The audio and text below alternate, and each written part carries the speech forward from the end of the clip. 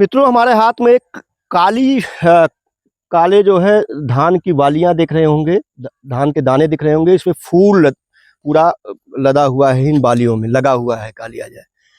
आमतौर पर जो धान की किस्में हैं उनकी कटाई और मड़ाई का समय चल रहा है, लेकिन मैं जिस धान की किस्म की खास किस्म की बात करने जा रहा हूँ, इसकी मड़ाई का जो समय है, कटाई का समय है, वो दिसंबर का पहला सप्ताह से लेकर के दूसरे सप्ताह का होता है। यानी ये कह लिया जाए कि जो सांभा मंसूरी है 5204 पुरानी वैरायटी है, उसकी अपेक्षा यह ज़्यादा दिन में पक करके तैयार होता है। लेकिन इसकी खूबी इसके महत्व को, इसके रेट को कई गुना बढ़ा देती है।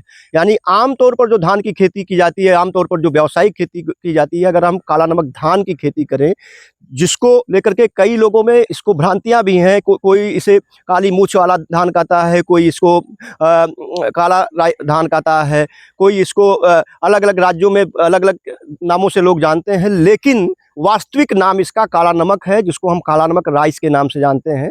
और एक एरोमा वाली वैरायटी है, इसमें खासा सुगंध पाया जाता है। और ये माना जाता है भगवान बुद्ध जब संन्यास धारण किया था तो उन्होंने अपनी प्रजा को अपनी याद में इस धान की किस्म को दिया था, और उन्होंने बोला था कि इसकी खुशबू जब तक बिखरेगी तब तक भगवान बुद्ध के वो लोग याद करते रहेंगे। और इसकी एक खूबी है कि अगर आपके घर में इसका चावल पक रहा है तो आसपास के 10 से 20 घरों में इसकी सुगंध बिगड़ती है। यानी इसका एरोमा इसको खास बनाता है।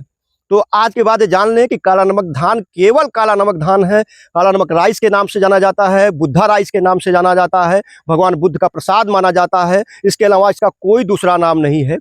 दूसरा, इसकी हम ओरिजिन की बात करें, उत्पत्ति स्थान की बात करें, तो इसका उत्पत्ति स्थान सिद्धार्थ नगर का अलीगढ़वा क्षेत्र माना जाता है, जो नेपाल बॉर्डर पर स्थित है। यहीं पर एक बर्डपुर ब्लॉक है जो अंग्रेज अधिकारी बर्ड के नाम पर रखा गया था, और इसी क्षेत्र में पहले उगाया जाता था, क्योंकि यहाँ का एक खास क्लाइमेट इसको खास सुगंध देता था। लेकिन सिद्धार्थनगर जो है वो बस्ती जनपद का एक हिस्सा हुआ करता था। बाद में इसको सिद्धार्थनगर के नाम से भगवान सिद्धार्थ, चूंकि भगवान बुद्ध का बचपन का नाम था, तो इसलिए सिद्धार्थनगर के नाम से नया जिला बना, और बस्ती से ही काट करके संत कबीर नाम का नया जिला बना। तो ओरिजिन की बात करें तो उत्तर प्रदेश के जो तराई के 11 जिले हैं, तराई के 11 जिलों की बात करें तो गोंडा जनपद के 4, देवीपाटन मंडल के 4 जनपद, जिसमें गोंडा, बलरामपुर, श्रावस्ती और बहराइच आता है। इसके अलावा बस्ती का, जिसके हम ओरिजिन की बात कर रहे थे, बस्ती, सिद्धार्थनगर, संत कबीर नगर, गोरखपुर का गोरखपुर, महाराजगंज, कुशीनगर और देवरिया, इन 11 जिलों को लेकर के भारत सरकार ने इसको जीआई टैग दिया, एक खास पहचान दी, भौगोलिक उत्पादन वाला क्षेत्र इसको घोषित किया, और यह घोषित कर दिया कि इसी विशेष क्षेत्र में इसकी उत्पत्ति हुई थी। इसमें जो मूल गुण पाया जाता है, पोषक तत्वों का गुण पाया जाता है, जो सुगंध पाया जाता है, इसी क्षेत्र में पाया जाता है। और इसी वजह से विदेशों में जो निर्यात का अधिकार था, यहीं के 11 जनपदों के किसानों को दिया गया। वैसे कहीं का भी किसान इसकी खेती कर सकता है, लेकिन विदेशों में निर्यात का अधिकार सिर्फ 11 जनपदों को है, जिनकी मैंने चर्चा की। अब ये खासा चर्चा में इस समय इसलिए है क्योंकि इसका रेट इसको खास बनाता है। आमतौर पर लोगों को एक भ्रांतियां हैं कि जो सिद्धार्थनगर में काला नमक की खेती होती है वही ओरिजिनल धान है। इसके अलावा दूसरे जिलों में जो अन्य 10 जनपद हैं उसमें जो धान उगाया जाता है वो नकली धान है। ऐसा नहीं है। काला नमक धान की जो पुरानी वैरायटी थी उसकी लंबाई पौधों की अधिक होती थी, उत्पादन कम था, टाइम ड्यूरेशन ज़्यादा था, और उसमें कई ऐसी बीमारियां आ गई थी जिसकी वजह से कीड़े लग रहे थे, जिसकी वजह से धान का उत्पादन लगातार गिर गया। और एक समय ऐसा भी आया कि लोगों ने इसकी धान की खेती बहुत कम कर दी थी। बाद में IRI, जिसे हम पूसा के नाम से जानते हैं, और इसको भारतीय कृषि अनुसंधान संस्थान के नाम से जानते हैं, इसने उन्हीं पुरानी वैरायटियों को लेकर के शोध शुरू किया, और पुराने धान की जो देसी किस्म थी उन्हीं के गुणों को लेकर के धान की नवीन किस्मों को विकसित करने का काम किया, जिसमें आज के दौर में पूसा नरेंद्र काला नमक 1, यानी पूसा और नरेंद्र देव कृषि एवं प्रौद्योगिकी विश्वविद्यालय कुमारगंज अयोध्या द्वारा संयुक्त रूप से विकसित की गई थी। यहाँ पर ट्रायल हुआ था और पूसा ने इसको विकसित किया था। तो इसीलिए दोनों संस्थानों का नाम इसके जोड़ा गया, और इसे पूसा नरेंद्र काला नमक 1 के नाम से जाना गया।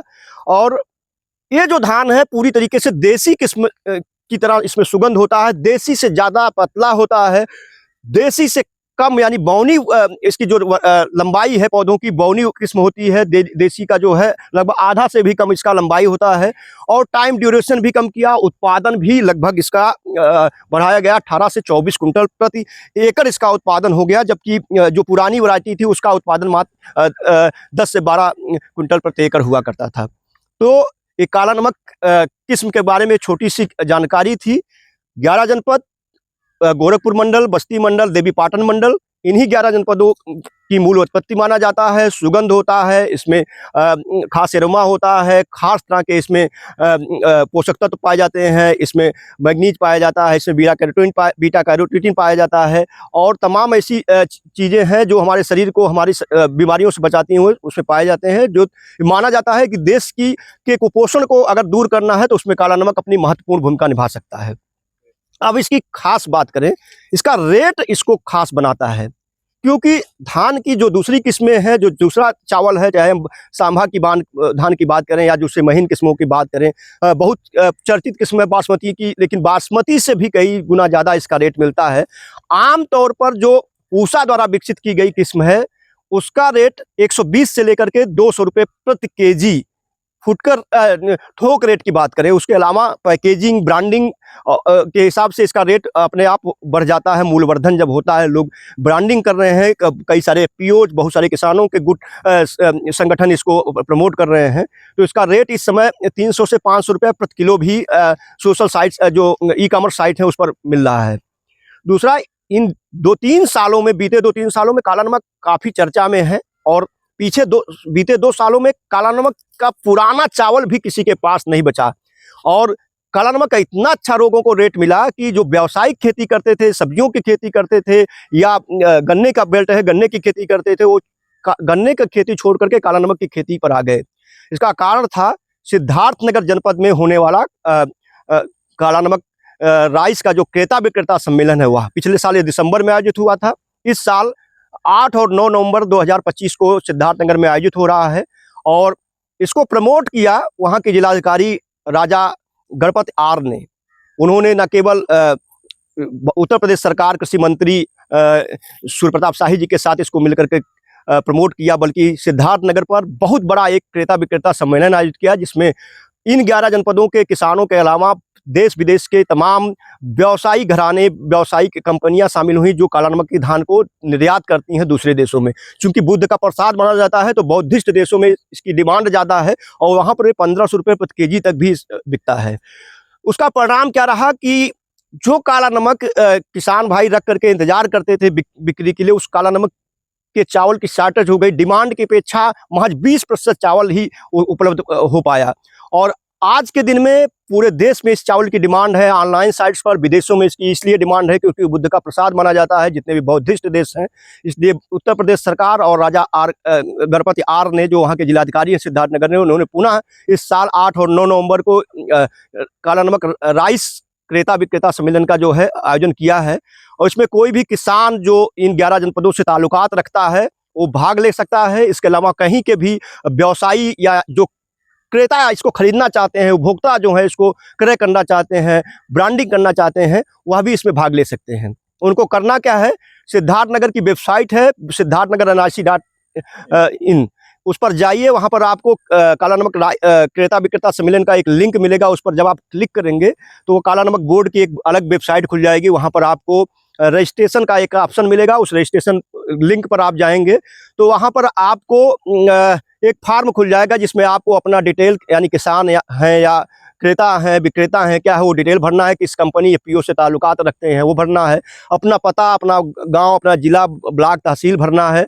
इसके अलावा किस डेट में आप यात्रा कर रहे हैं, वहाँ कब पहुँचेंगे। 8 तारीख को शुरू हो रहा है तो आप 7 को पहुँचेंगे, 6 को पहुँचेंगे। किस साधन से यात्रा कर रहे हैं, आपको यात्रा ठहरने के लिए जो कमरे हैं कितने दिन के लिए चाहिए, ये सारी चीज़ डिटेल भरनी है, और उसके बाद आपको सबमिट कर देना है। आपको एक कन्फर्मेशन मैसेज मिल जाएगा, और आपके भरे गए सूचनाओं के आधार पर वहाँ पर जो प्रशासन है, उत्तर प्रदेश सरकार है, आपको रहने ठहरने की पूरी व्यवस्था करेगी। आपको वहाँ स्टॉल आवंटित होंगे। स्टॉल पर आप अपने काला नमक का जो उत्पाद है उसको लगा सकते हैं। अगर आप काला नमक चावल बेचना चाहते हैं, उसकी ब्रांडिंग करते हैं, कोई विशेष नाम दिया है ब्रांड का, तो भी आप अपने पूरे ब्रांडिंग के साथ वहाँ हो सकते हैं। काला नमक धान से कोई विशेष उत्पाद बनाते हैं, उसके बारे में भी आप उसका भी वहाँ पर प्रदर्शन कर सकते हैं। काला नमक धान का अगर आप बीज उत्पादन करते हैं तो बीज का भी प्रदर्शन कर सकते हैं।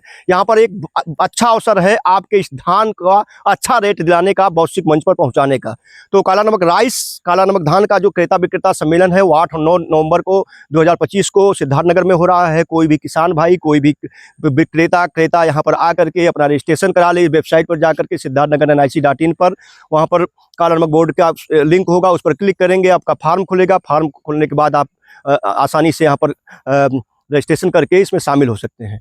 तो मित्रों, काला नमक धान को लेकर के जितनी भी गलतफहमियां थी उसको हटा दीजिए। काला नमक धान सिद्धार्थनगर, बस्ती, संत कबीर नगर, गोरखपुर, महाराजगंज, देवरिया, कुशीनगर, गोंडा, श्रावस्ती और बहराइच और बलरामपुर, इन 11 जनपदों का मूल उत्पाद है। यहीं पर इसको जीआई टैग मिला हुआ है, सरकार इसको प्रमोट कर रही है। सिद्धार्थनगर का 1 डिस्ट्रिक्ट 1 प्रोडक्ट इसको माना जाता है, खिताब दिया गया है, यानी एक जिला एक उत्पाद में शामिल किया गया है इस काला नमक धान को। और इस अगर खास इसकी कुछ बात है तो वह है इसका पोषण, पोषक तत्व और इसकी खुशबू, जो भारत के किसी भी धान की किस्मों में नहीं पाया जाता है, और इसका स्वाद इसको विशेष बनाता है। आप भी चाहते हैं कि काला नमक धान की खेती करें तो आप जो है या तो देसी किस्म की बुआई करें, लेकिन उसमें उत्पादन कम होगा।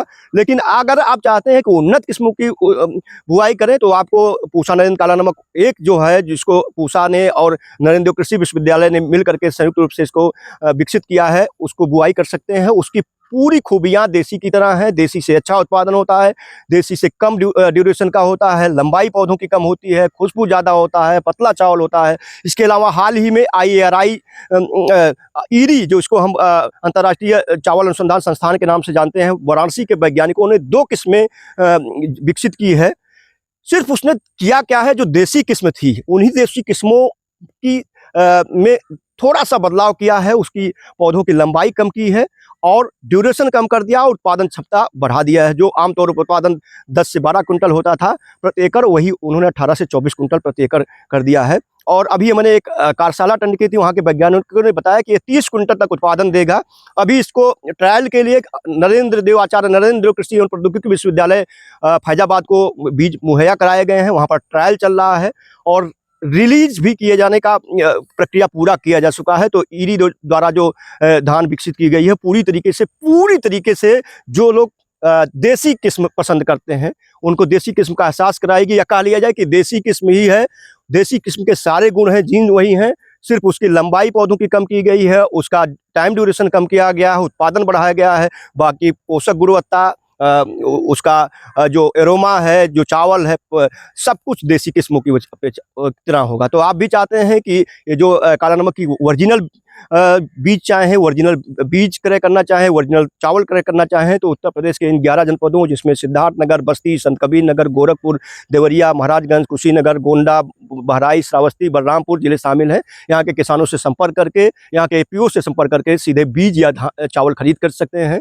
और वीडियो कैसा लगा आप जरूर बताइएगा। कोई भी कन्फ्यूजन हो, कोई भी अगर आपको लगता है कि हमसे जानकारी छूट गई है, तो आप कमेंट बॉक्स में जरूर पूछिएगा।